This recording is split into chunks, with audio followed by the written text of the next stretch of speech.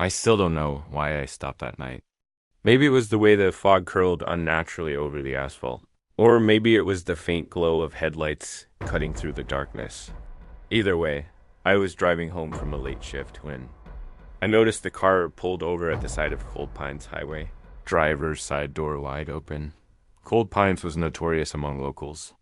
A winding stretch of road cutting through miles of dense pine forest, no cell service for over 20 miles.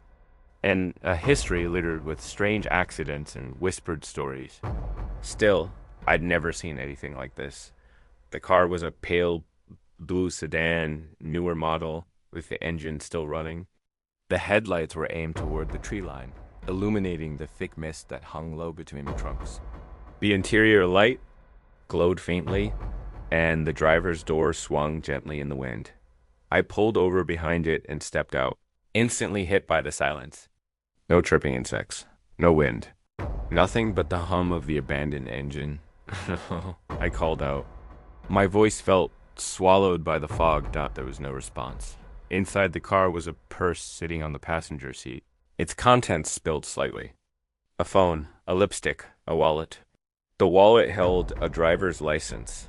Lydia Mercer, 24. I scanned the road in both directions. Empty. The only sign of life was the faint crunch of pine needles beneath my boots as I stepped toward the trees. That's when I heard it, a faint metallic sound, like distant wind chimes. Echoing through the forest, I called the police from a gas station 10 miles up the road, the nearest spot with any reception. By the time a deputy arrived, I'd already gone back to the scene to wait. The car was still there, door still ajar, fog thickening around it. Deputy Carson, a heavy-set man with tired eyes, approached cautiously. You said you didn't see anyone? He asked. Not a soul, just the car. He shined his flashlight into the forest.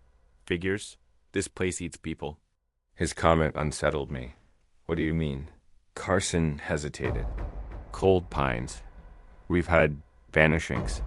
Folks driving through at night, gone without a trace. Always around mile marker 12. The blue sedan sat just past that very marker. We searched the immediate area flashlights sweeping between the towering pines, the fog glowing white under the beams. We called her name nothing, but the deeper. We went, the stranger it felt. The air seemed heavier, like walking underwater. After an hour, Carson radioed for backup. Another unit arrived. They found tracks, bare footprints leading from the car into the woods. No shoes, just feet, sinking slightly into the damp soil, heading toward the deepest part of the forest dot, and then they stopped. Just stopped. Number.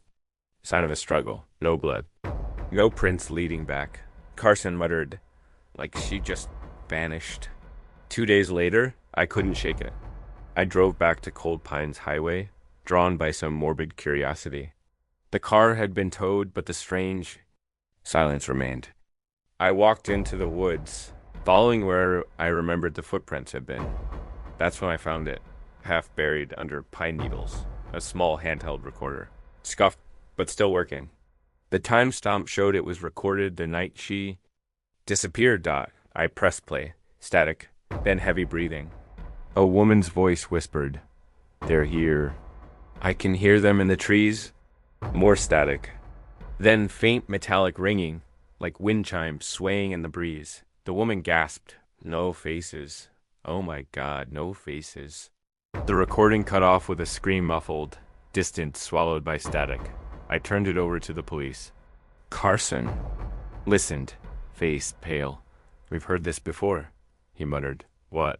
I asked. Other disappearances, same metallic sounds, same whispers about faceless figures. Weeks later, a trucker passing through claimed he saw something on that same stretch of highway. He described a figure standing at the tree, line tall, pale, featureless.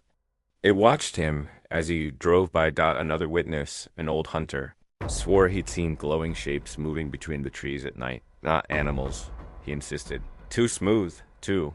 Wrong. The police never found Lydia Mercer. Her case joined 3 others, all young adults. All vanished without a trace within 5 miles of each other. A month later, I got a call. It was Deputy Carson. His voice was shaky. They found her car again, he said, but it was impounded not. This time, same make, same color, same plates. Sitting right where we found it the first time. I drove out there, heart pounding. Sure enough, there it was, door open, headlights on, fog swirling around it. Only this time, something new. A handprint smeared on the windshield. Long fingers, too long dot as we approached. We heard it again. That metallic ringing, faint but clear, drifting from the forest. Carson turned to me, face pale. Do you hear that? Before I could answer, the fog thickened. Shapes moved in, the mist-tall pale figures, faceless and silent, gliding between the trees. And then, just as suddenly, they were gone. The ringing stopped. The forest fell silent once more. We never found Lydia, or rather, we never found what was left of her. Some nights when I drive that stretch of highway, I swear I see headlights ahead, always flickering, always vanishing around the bend. And sometimes, if I roll down the window, I hear it, faint wind chimes, calling me into the trees.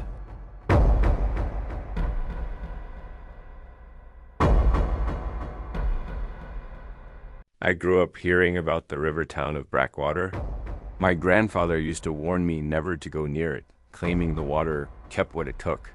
I thought it was just a local superstition until the summer I went there myself. Blackwater had been abandoned for decades. Once a thriving fishing community. It was wiped out by a sudden flood in the 1970s. The survivors left, claiming the river was cursed.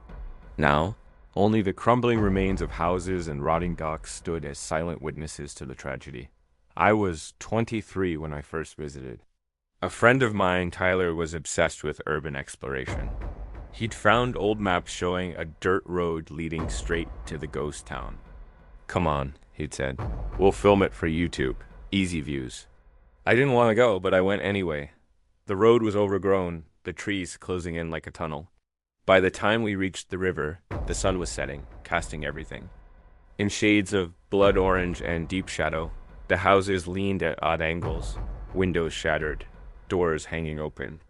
The docks creaked with the faint motion of the water, though there was no wind. Everything was still eerily still. That's when we heard it, a faint whisper, not from each other. From the river itself. At first, I thought I was imagining it. A soft murmur, like distant voices carried on the current. Tyler heard it too.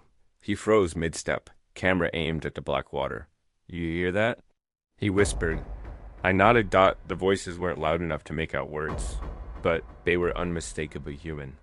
Dozens of them, overlapping, rising and calling. Like the tide. It sounded like they were calling from underwater.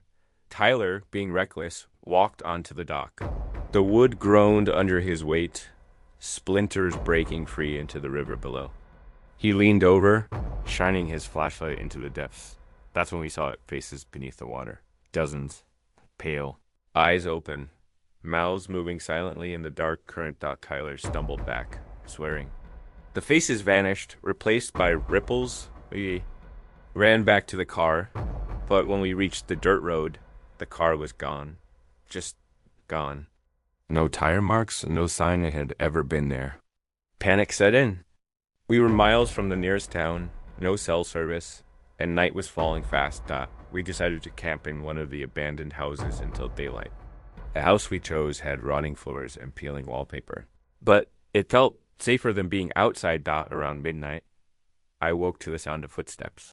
Slow, deliberate, sloshing through water. But there was no water inside the house. Tyler. I whispered. No response.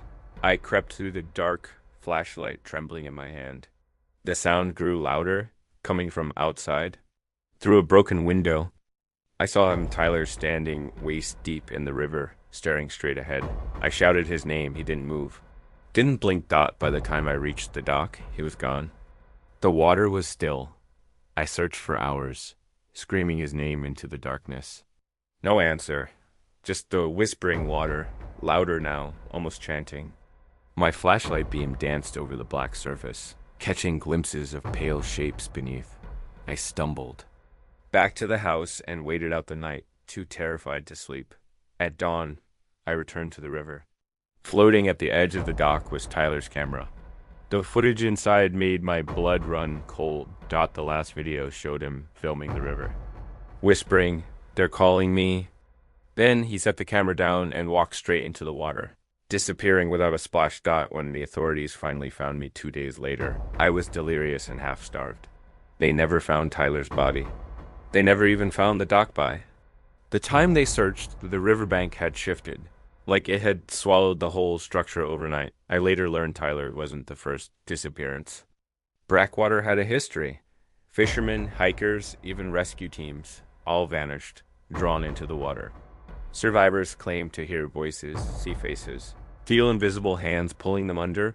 Some say the flood that destroyed the town wasn't natural, that the river itself hungers, taking offerings every few years. I've never been back.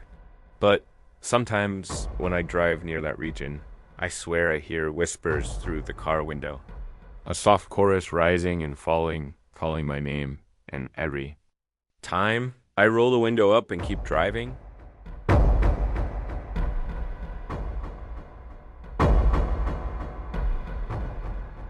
I was 17 when we broke into the fairground. It had been abandoned for over 20 years, sitting just outside of town like a decaying monument to childhood joy turned sour. Everyone had heard the stories, rides that turned on by themselves. At night, music boxes playing faint carnival tunes in the wind. And the handful of kids who'd gone missing there decades ago thought my friends dared me to go in.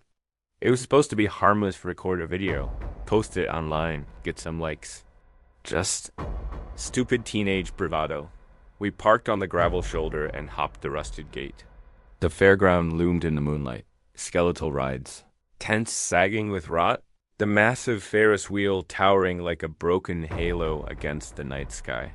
5 minutes, I whispered to myself, clutching my phone. Just 5 minutes. But 5 minutes turned into forever. The first thing I noticed was the silence. No wind, no crickets. Just dead, heavy air. Then, faintly, came the music, a distorted calliope tune, drifting through the empty midway. It sounded far away, like coming from an old speaker buried in the ground. I froze. My friends were gone. They'd been right behind me when we jumped the gate, laughing, whispering, daring me to go first. But now the midway was empty.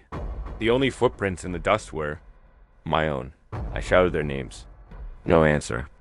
Just the faint creak of the Ferris wheel turning slowly in the breeze that wasn't there. As I moved deeper in, I saw shapes in the shadows, tall, thin figures standing between the rides.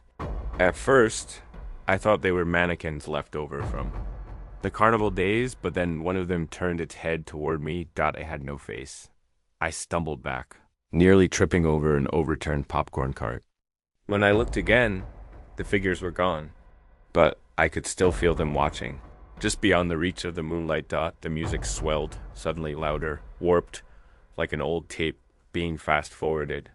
Lights flickered on across the midway, the carousel spinning slowly, horses jerking unnaturally, their eyes glowing faintly white. I ran. The Ferris wheel groaned as it turned, metal screaming against metal. I didn't want to look, but I couldn't help it. Half the cars were filled with figures, pale, faceless, motionless. They stared down at me, heads tilting in unison as the wheel carried them higher into the night. A voice whispered behind me. Not words, just a breath. Cold and damp, right against my ear. I bolted toward the gate, only to find it gone. Where the entrance had been was now another ride. A fun house with shattered mirrors and a door swinging open, slowly, inviting me inside. Against every instinct, I stepped through. The funhouse stretched on forever. Mirrors reflected twisted versions of me, faces melted, eyes hollow, mouths stretched into silent screams. The music followed me inside, muffled but relentless. At some point, I stopped seeing myself in the mirrors. Instead, I saw the faces of my missing friends, eyes wide, mouths moving soundlessly, begging me to leave. When I finally stumbled out the other side, I wasn't at the fairground anymore. I was on the same midway I'd entered, but everything was new. The rides gleamed, lights flashing, crowds laughing. Children ran past me, holding cotton candy. For a brief moment, I thought I'd stepped back in time. But then I looked closer. None of the people had faces. They turned toward me in perfect unison. The music stopped. And everything went black. When I woke up, it was morning. I was lying outside the rusted gates of the fairground, clothes damp with dew. My friends were never found. Their phones were discovered inside, batteries drained, screens cracked. Sometimes, late at night, I swear I hear carnival music on the wind. And if I drive past the fairground, I see the Ferris wheel turning slowly against the stars empty, but still moving.